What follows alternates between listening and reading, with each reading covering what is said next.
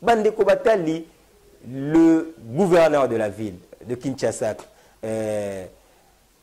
Jean-Tinimba Kangobila, a lancé, a fait un message na biso ba Congolais pour na tokoka komi batela contre pandémie ou c'est-à-dire to contribuer à la propagation de la pandémie de troisième vague et bandeko nous devons respecter scrupuleusement ba principe to ba élément oyo ba pesibiso pour na été et permettre à ce que tokoka kokenda tokoka ko se protéger to protéger pe ba mabota na biso to protéger pe ba na biso ainsi de suite. Mesdames, messieurs, revenir d'abord sur ces messages, comme aujourd'hui c'est le dernier numéro, tout revenir sur le message, il y a Jean-Tinimba Kangobila et Bongo Tozonga Poto Beta, moi ma solo Yakati.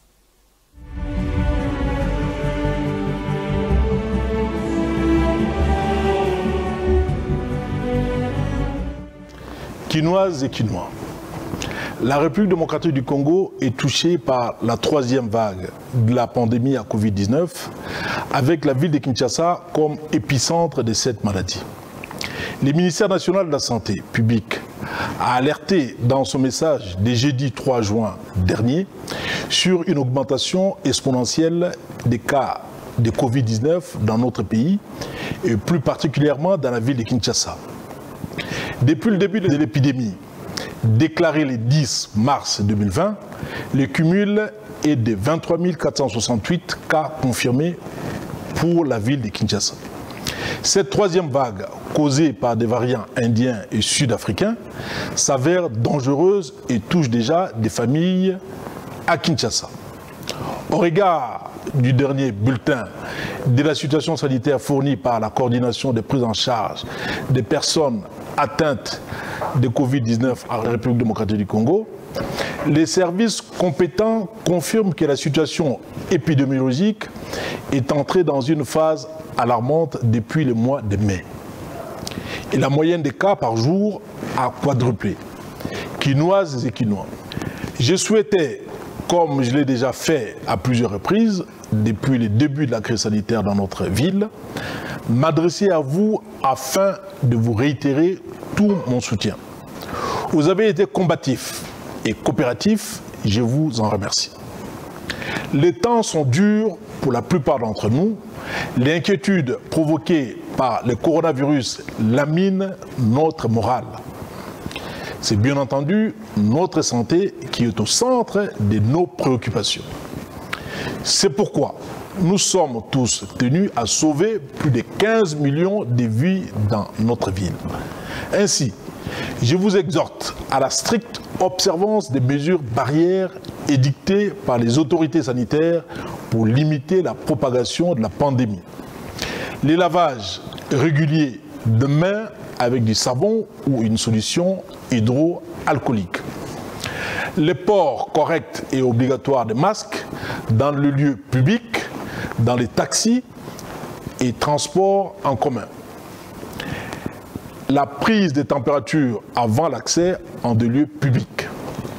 La distanciation physique. L'interdiction des activités publiques comme le marche public, les productions artistiques et les kermesses. Les cérémonies festives et les réunions de plus de 20 personnes.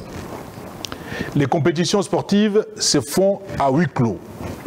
Les transports des dépouilles mortelles directement de la morgue au lieu d'inhumation sans veillée mortuaire.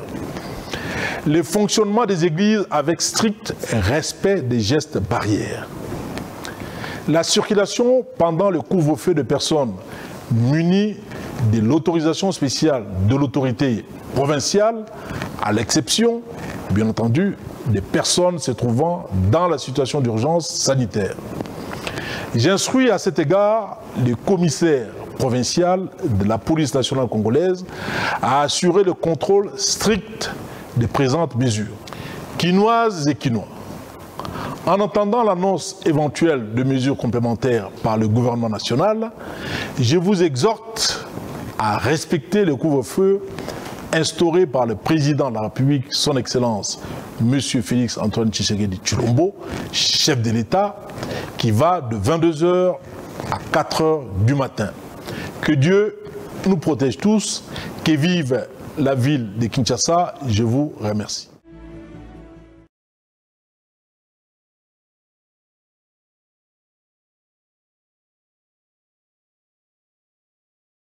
Voilà, merci beaucoup Azatembo pour ce message.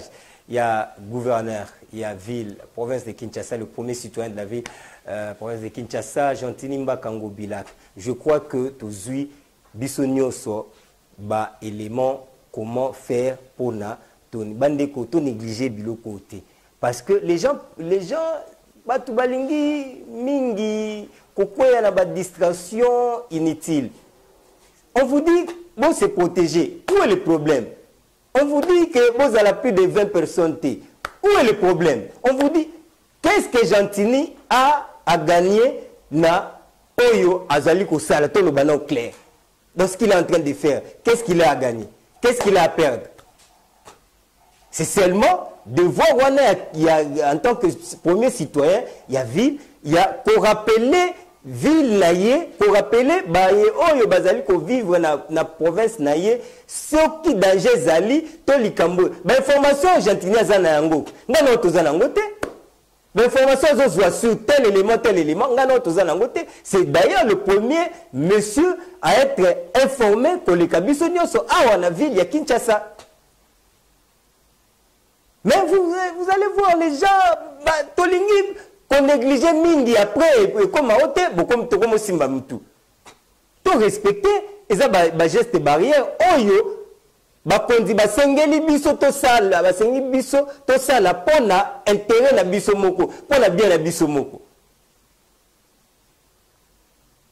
Vous allez voir les gens de Tibatou oté omoni kutu gentil, mais qu'est-ce que vous voulez encore? Les choses sont en train d'être faites d'être faites plutôt. Batu bazali ko sala musala po ete ville la biso koka kozwa moi sens moi ekoka kozwa bandeko. J'ai vu na ba nini balobi ba pekisi Gentini aza nini mbongo na trésor tout ça. Oh, cet élément là c'est un élément seulement il y a que Kimuta ti akendaki atika ki ville na banyongo ya ebele ya kosakanate. Banyongo ebele ya kosakanate. Ba contrat makambu ya bazando bozomona. Ba contrat ba Kimuta ba signa. Ba pesa zando na ba paya ba gérer zando pendant autant d'années. Ah mais les lois sont biso mo ton dimi sacrifice té. Eh ben to avancer té.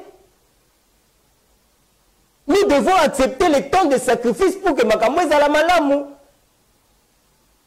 Il fallait commencer par d'abord Kolongol, Kokatana nous contrat wana parce que ces contrats-là, ils allaient permettre les villes la biso kokende et kokaotambola malamu. Il y a beaucoup de choses bandeko oyo bakimbuta na période na bango basalaki pona lelo ça devient très compliqué parce que la ville ne s'est pas développée, ne s'est pas décollée. Par rapport à Babylone, Oyo Gentini Ngobila, et que Lelo, il est en train de tout faire d'abord pour la Asil Sabilo Konyos. Je vous ai parlé de Banyongo, Oyo Gentini, Akutia, Wa, Kimbutas, Azwaki, Zwaki, Oyo Bazali, Ville, les Ali Kofuta, Malem, Malem. Contraire, il y a Zando. Oyo, Bakutaki, Oyo Gentini, Akutaki, na Mesa. Vous avez suivi le président de la République, la descente naïe, sous les champs, à Sengaki Pona, ba résilier le Kouan. Parce que le contrat, on a Isaakiko, et Salemaki, l'esprit à Teke Congo, Kinshasa, Ezala, et Kokako s'est développé. Comment, dans un pays comme le nôtre, dans une ville locale, la nôtre, où na artère ya minene ezala géré par bapaya. C'est comme ça que le pays est infiltré. Ti na moi les pinières. Mon parent sala musala même na musala ya mike. okuta bapayande bazali ko gérer. Et je crois que les gens doivent comprendre que ceux qui te l'équissent et période d'étape, il y a sacrifice, on va tout dire les lots. Les lots, tout ça, on sera toujours dans la même logique. Parfois, Fimbu et enseigne Rabiso. Au moins, mais l'objet, ça sera important pour nous. Quand vous êtes arrivé, à Koutari, tous les enfants de ma couleur, il y a au Kabona, Nabakit, Nabamituka. Maman fan en face de toi, yo koti lokola katikati koti lokola. Tu as fan da bongo. Azer tembo. Oyebi pero douane. Tu as fan da bongo na Kinshasa kaka. Tu as qui combien moni na bali boso bazo benga ngorai. 4 personnes bazo téléman. Na taxi tu as fan na boso na 2 personnes. Na sima 4. Muza bandi fimbu. Lelo biloko anesila. Kiti si odi oza âge nini nombre âge nombre film si ko film ba oza indeni to ba beti tant au moins tata mo bioté na 20 ans. C'était des moments comme ça, mais et permettre que makambo zonga na nzela. Les gens doivent comprendre que et tous la période tous la désert ton di ma souffrance à désert pour être makambo qui est malamu. Le projet, il y a Kobongisa Zando, et ce projet, il y a Gentini pour la parler na bangote, pour la bien na été. Ça sera, c'est bénéfique pour la biso Congo. Pour la biso, tout vous allez vivre na Kinshasa. Mais acceptons d'abord cette période. Celui qui te lingi souffrance, celui qui te lingi désert, tout le monde peut canater. Et désir est dans la forme belé ya kanango. Les gens doivent comprendre ça. On n'allait pas quand même continuer à tous à la nazan de Nengezala qui on a. On n'allait pas quand même continuer comme ça. Matiti pas tout ça. On n'allait pas continuer comme ça. Il fallait prendre des mesures et des mesures sérieuses pour que, en tout cas, pour vivre la quand même, hein, moi, l'hier, moi, bien par rapport il y a grand marché na bisonyoso. Aujourd'hui, on peut tout dire. Pourquoi le balabiso, oh, ville nabiso, oh, boy, oui, c'est bien. Mais la réalité qui s'est fait, la réalité, oh, ils ont les canaux, la katia masolo, yango. Peut-être qu'il y a un autre monde de loin, mais les lois sont comme ils placent là au monde qui c'est un peu compliqué. J'ai tenu à dire ça parce que nous comprendre que les Congolais, tous linga penza te ko réfléchir ma case. On voit tout net in sens il y a mabé. Tu verras. Je suis d'accord avec tout ce qui se passe dans l'Assemblée provinciale. Je suis d'accord avec les députés locaux, Mike Moukeba, ils sont en train de dire tout ça. Mais est-ce que ils allaient dénoter na mauvaise foi? Est-ce qu'ils allaient dénoter parce que dans le Congo, quand on n'aime pas la tête de quelqu'un, c'est ok, peut-être ok, netinga bona kei, na ke oluka muto ke ayambinga iti. Na commis rendre compte, na utiliser ce que moi j'ai pour que na répondre, na rendre compte pas Moutouane. Et mesdames, messieurs, ça ne favorise pas le climat ya malamu na mboka na biso. Nous devons comprendre que il y a des choses au talipe bolobino. Il y a certaines choses que moi je peux faire ou je ne peux pas faire. C'est vrai que notre ville est très sale. C'est vrai que nous avons tous besoin que ville Nabiso et Kukakobonga. C'est vrai qu'aujourd'hui, on peut lancer Nini Kinshasa Bopeto. Salibo. Mais le problème, c'est d'abord cette volonté-là, il y a que Makambo Kukako Salema et Kukako changer. C'est ça d'abord le premier élément. Le deuxième élément, c'est que les gens ont qui na Katia Kinshasa Bopeto. Est-ce qu'ils font ce travail-là? Ils ont été dicté par l'hôtel de ville. C'est à peu près ce que nous avions vécu na makambu ya gratuité de l'enseignement. Les chefs ont lancé la gratuité de l'enseignement. Mais si quoi dans les faits, est-ce que le Willy Bakonga et autres ont travaillé pour la positiver une gratuité de l'enseignement? C'est ça le problème. Il y a Congo, donc Congolais sont au PC loco et comme il est cop, à ça le cop il y a. C'est en fait ce qui s'est passé, ce qui se passe dans le bloc, il y a Kinbopé, le projet Kinbopé, tout ça. Les gens qui y travaillent, ça c'est aussi, ils manche Moussoussou, il y a responsabilité. C'est comme ça que nous nous sommes dit, nous devons, il faut tout l'amener là, élément par élément, pour te dire, qu'est-ce qui ne va pas?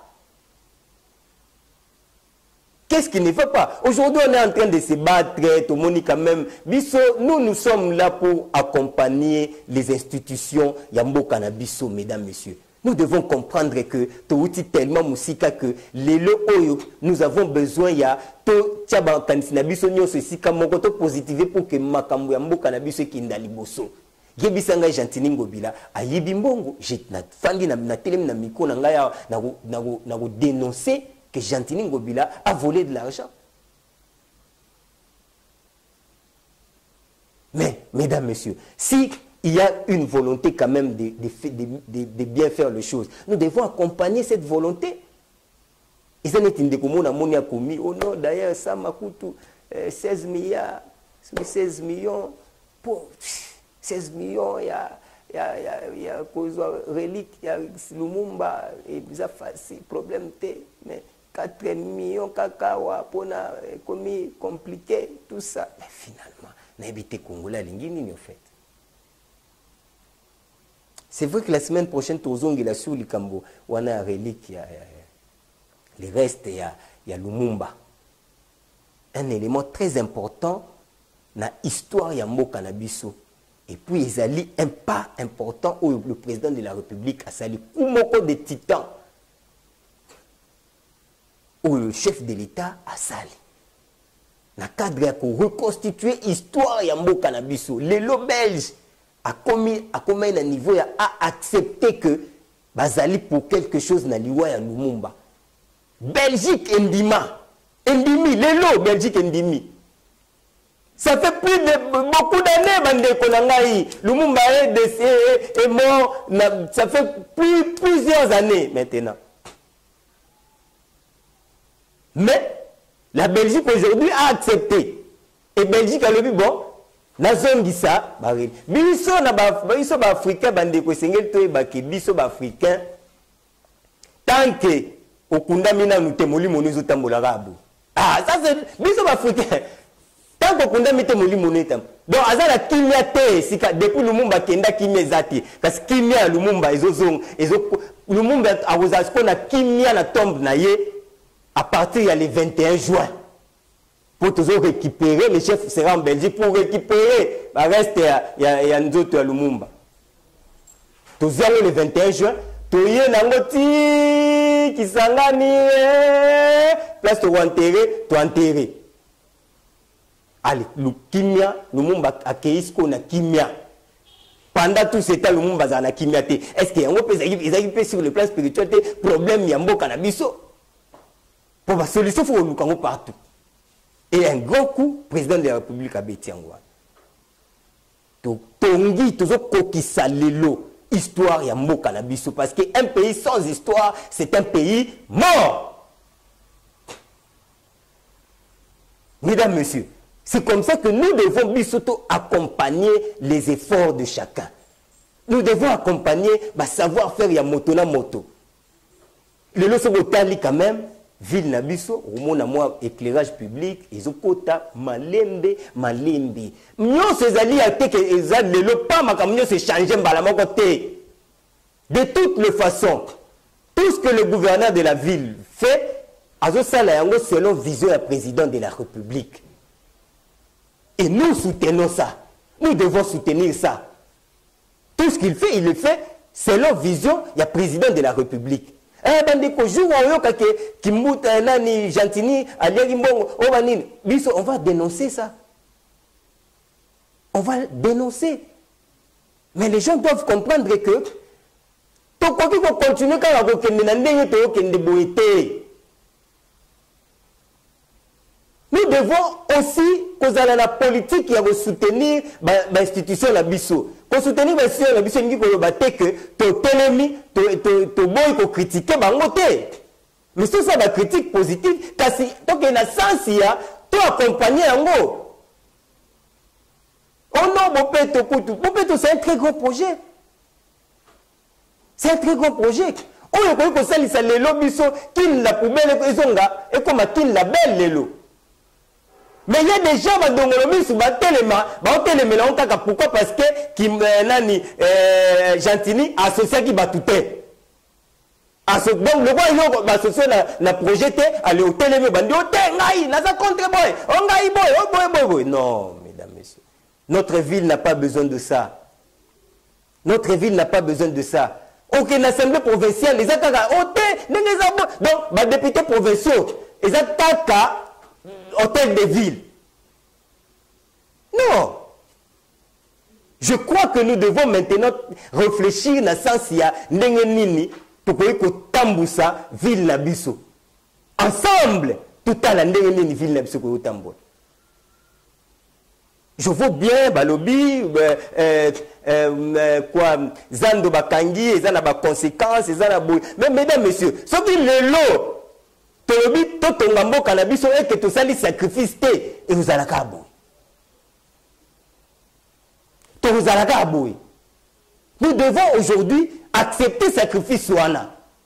Ate koza la passe na motema ka bakangi zando bande ko belé ba osala isusu te bande ko belé ba liesa ka ba famille na bango kuna mais soki to lingi to bongisa bande ko batali nous devons accepter le temps de sacrifice. Encourageons l'hôtel de ville yake projet wana ndenge ezali ko salema pona ba bongisa zando ekoka ko salema malamu. Et nous, nous serons toujours là pour accompagner l'institution Yamboka Nabiso.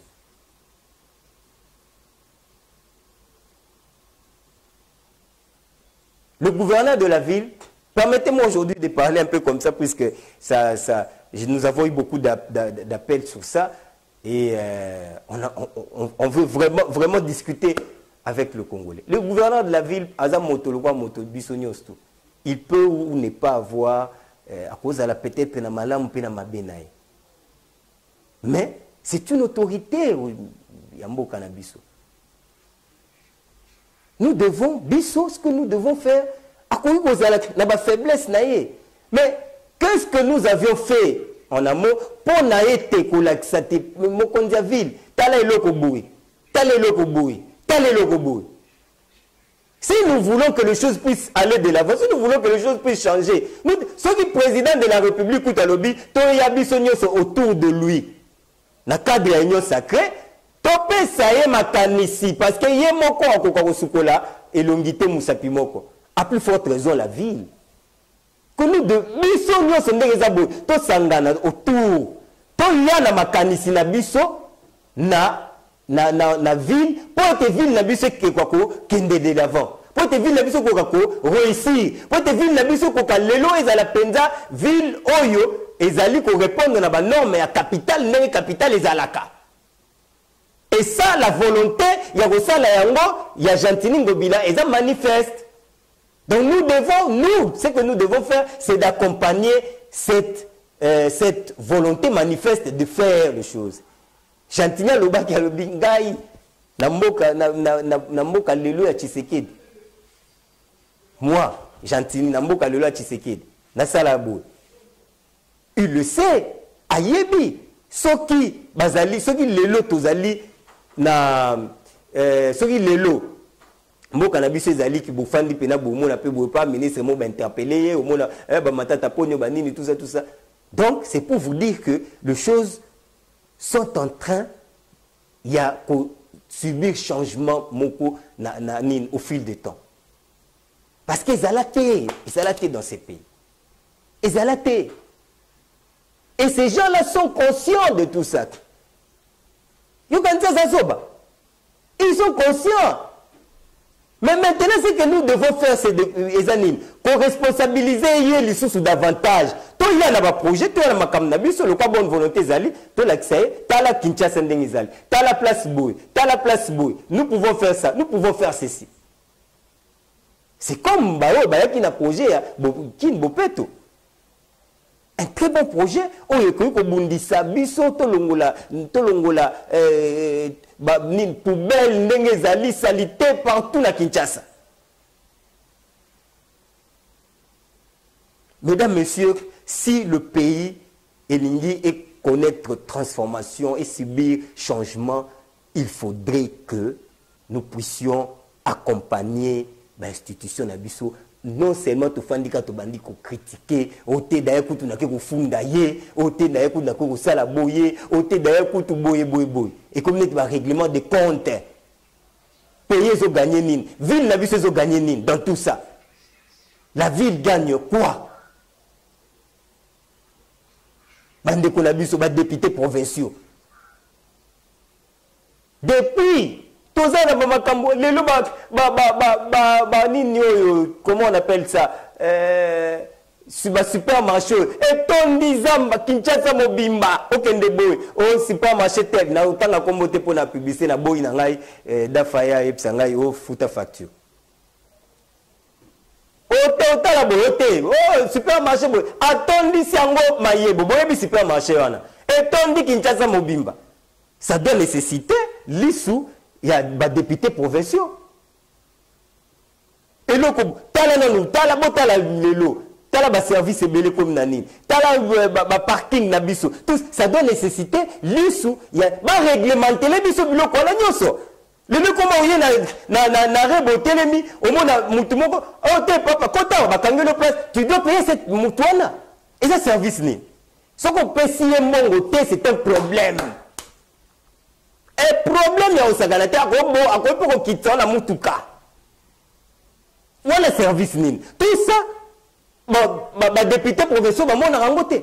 Ce sont des choses que bango faut ba landela. Les députés provinciaux le toi le problème maman et courant tout ça. C'est ça biloko ba députés provinciaux ndesengeli ba landela. Évidemment, na contrôle il y a gouvernement provincial. Ça c'est clair, ils ont la cadre, il y a Moussala Oyo Bango Basengeli Basala parce qu'ils ont été élus pour ça. Mesdames, Messieurs, amis téléspectateurs, nous allons continuer à sensibiliser plutôt les gens sur la ville de Kinshasa. Parce que nous avons compris que trop par rapport à la ville à Kinshasa. Nous devons maintenant sensibiliser aussi sur la ville de Kinshasa. Incriminer kaka ba kondina bisote mais yo si ko na par na yo kinois par na yo tu as fait quoi pour la Kinshasa na yo? C'est vrai que nous avons des difficultés mais tu comprendre que les difficultés autoza na yango pendant plus de 50 ans et aussi la 2 ans. Il faut que nous malembe les députés provinciaux et comme bitumbate et comme un règlement de compte parce que na kenda yo mona Gentini que Gentini libéré ngaité allez bon dit bombarder Gentini siko biso ba oyo ba petit peuple tozwa nini dans tout ça parce que j'ai voulu trouver mon rendez-vous na Gentini et Simbité bombarder Gentini. Et comme on appelle, comme il est là, bon, moi, mon carte, comment on bête à biso, bon, il y a moi $100, bon, pas de bande bête. Et dans l'entretemps, l'institution a biso toujours rendre yango faible, sans le savoir. Sans le savoir. Vous connaîtrez la vérité vous affranchira. Mesdames, Messieurs, on me fait signe que nous sommes arrivés à la fin. Congolité, tous 8 ans, on a beaucoup parlé sur la ville de Kinshasa. Mesdames, Messieurs, on va continuer comme ça parce qu'il faut makambo Kinshasa toko tango pe makasi. Congo ya sika, Kinshasa ya sika. parce que ceux Kinshasa eza ya kala to beta pe masolo ya Congo ya sikate. Il faut to beta masolo ya Congo ya sika ezala et impliquer Kinshasa ya sika parce que Kinshasa ndeza capitale sika ba institution nyonso ya mboka ezali. Ceux Kinshasa ezali ya sika et ko impacter pe ba province comme ya sika. C'est ça le Congo ya sika, c'est ça le Kinshasa ya sika. Nous devons soutenir les institutions, mesdames, messieurs, pour être mboka na biso kende boso. Tout aussi ça na biso, tout ici déjà d'ailleurs. Mais tout rappeler car en une minute hein, de Azer n'a rappelé car na bande ko na biso a décidé Sony parce que vous nous avez dit à Wakeote ndenge za boye biso kutu toza ba résistant. To continue la résistance. Mais qui dit résistance? Ça dit boye bindenge ni mbo sala pour que bozo bokonti. Biloko processus ça n'a rien à voir avec la résistance. Bino boza la résistance. Bino ba résistant. Processus électoral, ça n'a rien à voir avec vous. Ote balobi opposition. Bino boa l'opposition té. Balobi toi l'opposition té mais biso toi la résistance. C'est quoi processus électoral les amis? Ote toi qui n'a pas réforme, mais ba réforme bandeko. Il y a cadre approprié pour la traiter ba réforme électorale. La réforme cadre approprié, c'est l'Assemblée nationale. Donc, Martin Fayoulou, Azali, député national. Nani Mozitou, député national. Le meilleur endroit où le meilleur cadre, il y a discuter sur la réforme, et ça, c'est la Katia, Assemblée nationale. Mais bino bolingité, boboyi bolobité, biso ba réforme, tolinto ça la cadre moko privé. Basango baya, non. Non, malheureusement, papa, le pays a des institutions, et les institutions, ils ont travaillé, ils ont fonctionné normalement. C'était la place où on a décidé. Mais tant que vous avez place, vous la discussion sur la réforme et que vous avez présenté. À qui la faute? Faute, vous avez dit nani. On l'a dit ça nani comme d'ailleurs coutou la fraude électorale. Mais Martin Fayoulou, toi tu as dit que tu nous as dit, tu as rabâché les oreilles à Congolais en disant que on est dans la résistance. Donc c'est-à-dire que tout ce qui se passe là-bas, il est allié.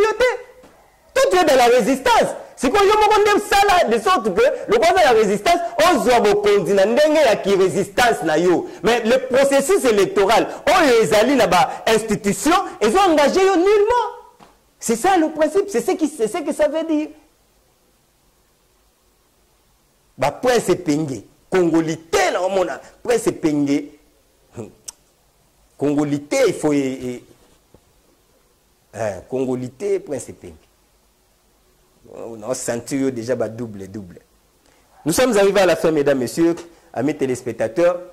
Tous les plaisirs étaient pour nous de vous présenter l'émission d'aujourd'hui, les tout derniers d'ailleurs de la semaine. On va vous retrouver déjà la semaine prochaine, excusez-moi.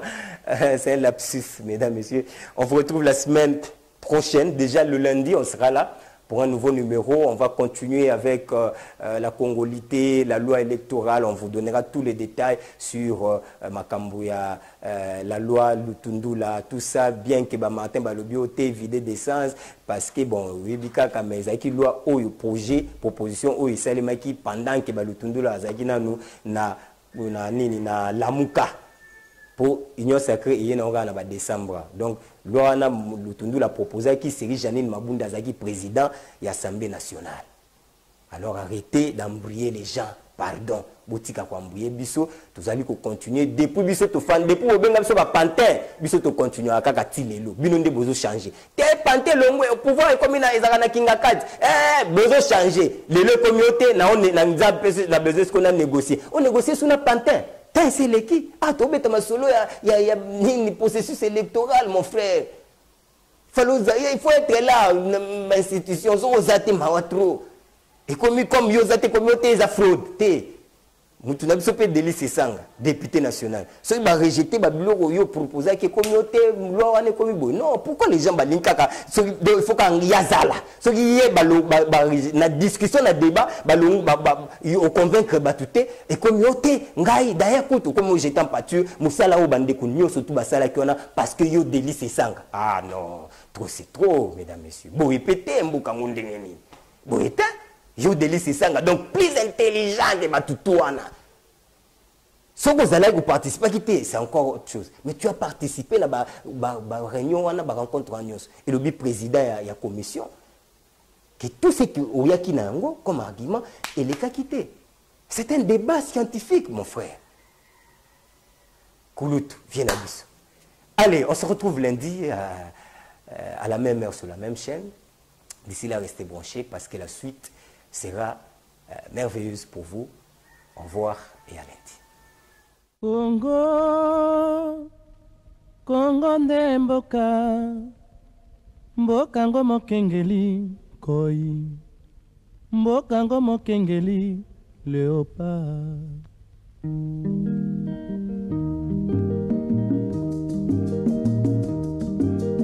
Mikolo tosekelaki na mosolo ya mboka Congo ekoki, tofungwani misolelo.